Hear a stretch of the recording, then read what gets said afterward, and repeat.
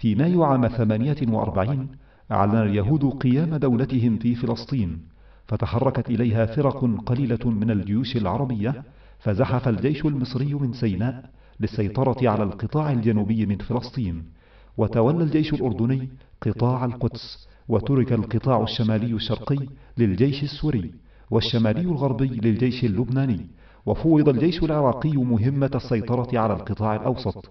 لكن هذه الجهود لم تمنع قيام الدولة العبرية.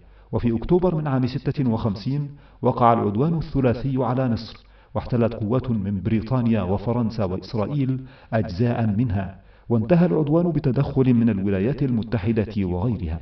وفي 5 من يونيو عام 67 هاجمت إسرائيل عدة دول عربية، واستطاعت الاستيلاء على فلسطين كلها بما فيها القدس، وعلى هضبة الجولان السورية والضفة الغربية لنهر الأردن وشبه جزيرة سيناء.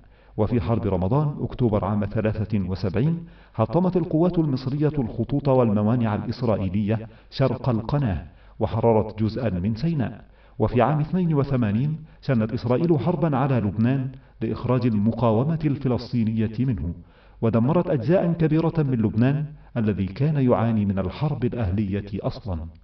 وكانت إسرائيل قد احتلت جنوب لبنان في عام 78 بدعوى حماية حدودها الشمالية، لكنها لقيت مواجهات عنيفة من المقاومة الإسلامية اللبنانية، حتى اضطرت إلى الانسحاب منهزمة في مايو من عام 2000.